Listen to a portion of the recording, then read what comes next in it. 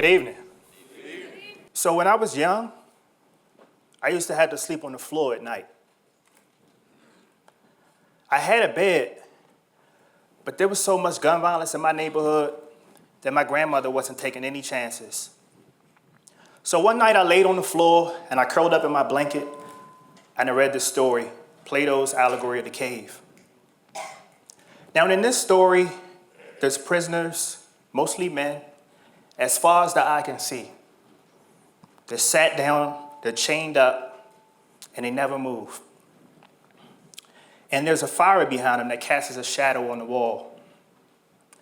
And so for entertainment, they try to make out lifelike characters within these shadows, and they would laugh for hours.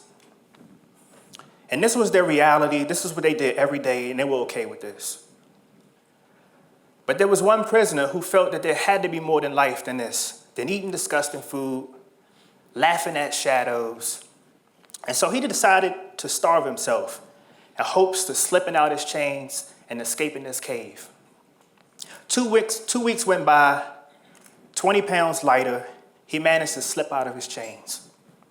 He creeps past his friends, past the fire, and out towards the exit of the cave. Once he gets to the exit, the sunlight hits his eyes, and he turns away in pain. He'd never seen the sun before. So he debates, should I brace this pain or go back to those chains? So he decides to brace the pain in order to maybe find a better life outside of this cave. So once he finally exits the cave, he notices how fresh the air is. His eyes adjust a little further, and he sees vibrant colors for the first time in his life. He's looking around, he's seeing trees bob back and forth. He feels a strong breeze blowing. He hears a stream passing by. He sees kids playing. He looks out into the mountain ranges. He sees birds. He looks up into the sky. And it's so beautiful that he begins to cry. He feels enlightened. How could all this exist, he wonders? It's so beautiful. Then his friends wake up. They're in the cave, and they're back at it. Look at the shadows. They're laughing. And then he starts laughing, but then he stops because he feels sorry for him. And he says, hey, I made it out. I'm good, you know? But then the guard spots him. And the guard says, what the hell are you doing outside of the cave? And he's like, come on, man. Like, just let me stay out here. Just give me a chance. I get it now, and I can behave. He says, no. And he becomes angry. He says, you have to go back down into this cave because that's where you belong, down in there in the cave, not out here with us. So they lock him back up. And now he's back in the cave. His eyes doesn't work because he was out in the sunlight.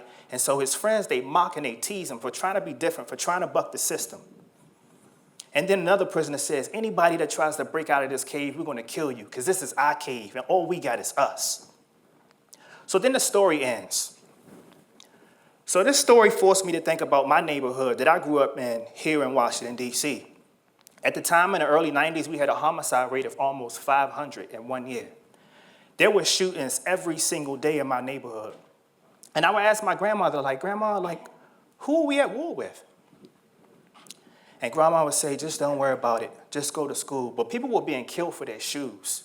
Stray bullets would tear through buildings and hit innocent people. And these were people that I would walk to the store with, and I was like, I was just talking to them, and they would be gone. But my grandma would say, just don't worry about it, Chris. Just go to school. Violence caught back up with me. My brother and cousin were gunned down right behind my house. My brother was shot 7 times. They shot my cousin a couple times. He fell down. And then they stood over top of him, and they riddled his body with bullets. 17 bullets in the skull. My brother survived, but my cousin did not. And I remember when my mom came to see me, and she says, Chris, I'm sorry to tell you this, but Eric is gone. And I remember crying for hours. And then I became angry. Again, my grandmother said, Chris, just don't worry about it. Just go to school. My mom was dating a police officer that used to abuse her. So this police officer pops up one day. He takes out his service weapon, and he knocks me unconscious. And when I wake up, he's raping my mom. So then he takes his service weapon out, and he bashes her skull in. She lived, but she was never the same. I was never the same. Again, my grandmother would tell me, Chris, it's going to be okay. And it's like, how? I can't even pay attention in school. Don't worry about it, Chris. But I couldn't remove these images from my mind, and I started to have nightmares. But the people in my neighborhood said, come on, Chris, we got to stick together. All we got is us. But these same people came after me one night, and I ended up taking a person's life. So while in jail, awaiting trial, Charles as an adult, people come to my father's house. They stab my brother.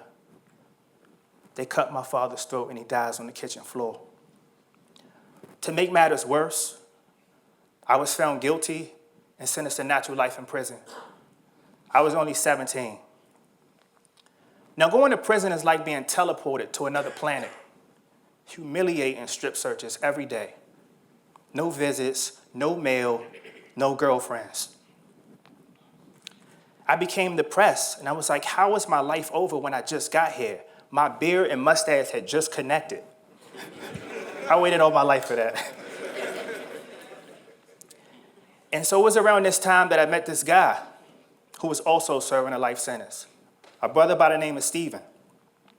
And so Stephen stayed to himself, and he sat in a corner, and he was just writing computer code on sheets of paper, a big stack of books. So I was like, what you doing, man? And he says, I'm teaching myself computer codes, and I'm going to get out of prison, and I'm going to start a software company. I said, dude, you don't even have a computer. He said, it don't matter, right? And so eventually, Stephen became a mentor to me and started tutoring me. But something even more special happened. See, Stephen's parents took a liking to me, and they started to visit me and started to support me as if I was their own son. And it was something that touched me. It was very special to have someone love you when your own family wouldn't even come visit you. And so I knew in my heart I was a good person and I can change. And so I decided to write up a plan, not an escape plan. So in this plan, I wanted to educate myself. I wanted to get a high school diploma. I wanted to earn a college degree. I wanted to teach myself Spanish. I wanted to, start a business one day, write a book. I wanted a black drop-top Corvette convertible. But most importantly, I wanted to get free one day. I wanted to earn my freedom and return it to impoverished communities and lead people out of the figurative cave. So all I did was study, go to school, and exercise. But the prison officials would tell me, Inmate Wilson, your place is in here, not out there in the real world. Well, I read hundreds of books. I got my high school diploma. I earned my college degree. I taught myself Spanish, Italian, Mandarin. I started a book club, a career center, a business. I became a mentor. Oh, and I put on 40 pounds of muscle. 10 years had went by and I hadn't wasted a day. And I remember walking the rec yard and this young guy from El Salvador, and he says, man, this is messed up, man. You've been in here 10 years. I see people get out. They come back to prison, man. Why can't you get a chance, man? It just don't make no sense. And I was like, I don't know, man. I don't know what's going on, man. He says, but I never hear you talk about God.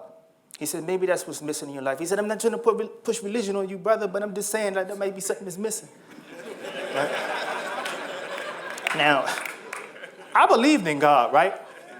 I just didn't understand his ways. How could God allow my mom to be raped? How could God allow these stray bullets to take my friends away from me? How could God allow me to be judged just for the color of my skin or where I lived at? And so I said, I'm going to try this. I started praying. I pulled out a spoon. I said, God, can you bend this spoon? Can you show me a sign? I was like, well, how about a voice? So I didn't hear anything, right? And I figured God was busy. After all, it was the war on terror. Bush was destroying our economy. So I figured he was working on those things, right? Bigger problems, right? And so I just pulled out my master plan and I would just read to God. And I would ask God, I said, if you could just show me a sign, and if you let me out of prison, I would dedicate my life to the community, if you just show me a sign. And so I just went back to work. 2 weeks later, my lawyer, Keith Shostak, shows up. Hey, man, what's going on, Chris? I'm like, nothing, man, just grinding, lifting weights, reading books, the same old stuff. He says, the judge wants to see you. She had to change your heart. Now, mind you, I had been denied 5 times before this. And so this was the biggest job interview of my life. So soon I stood before the judge, and I told her everything that I went through as a child. I told her how it felt to see my friends gunned down in front of me. I told her how it felt to watch my mom be violated by a police officer, someone who was supposed to protect us. I talked about what I would do if I got out, but even if you didn't let me out, Your Honor, I would go back to prison and keep grinding because that's who I am. But you really should give me a second chance. She just stared at me for 5 minutes, and I can hear my heart beating. I can see it beating through my shirt. And she just looked at me. She says, you know what, Chris? I'm going to give you a second chance. But here's the deal. You can't get out of prison and just be some regular guy, get a job, and, have a family. You sent me some pretty ambitious stuff. So you got to finish the plan. It's law. And you better not disappoint me. I ended up spending 16 years in prison. I came home. The Edwards family was supporting me. I'm sleeping on my friends' couches, and I needed a job. And then I get a call from my mom. Is this Chris? Oh, my God, how'd you get out? I can't believe you out. Did you break out? I thought you had life. I says, nah, Ma, I got this plan. I got out. I'm on a mission or whatever. And then she started acting weird. And she says, Chris, I want you to know that I love you. Just please remember. I said, okay, Ma, I love you too. Just relax. I got you on speakerphone. And then when I got off the phone, my mom wrote a long letter and took a handful of pills and left this world. So she never even had a chance to see me as a free man or the man that I've become today. So if my mom was here today, if she was out in the audience, I would tell my mom, I only been home from prison 4 years. I'm the owner of 2 successful social enterprises in Baltimore that create job opportunities for people who need help the most. I would tell my mom that I got a full scholarship at University of Baltimore, and I got 1 more semester before I graduate with my 2nd degree. I would tell my mom that I went from feeling invisible to winning a presidential award and being invited to the White House. Yeah,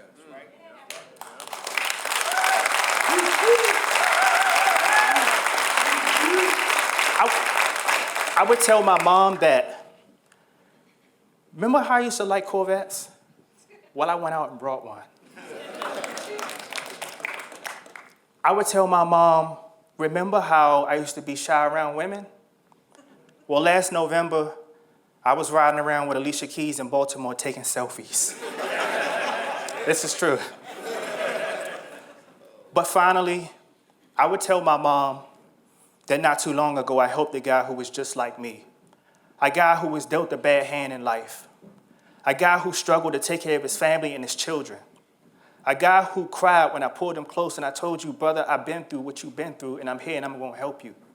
I would tell my mom today this brother has a job and he's feeding his family, and that's who you raised me to be, and I love you.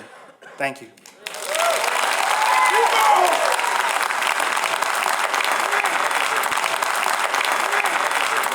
Get all this love. Take all this love, brother. Take all this love. Love you, man.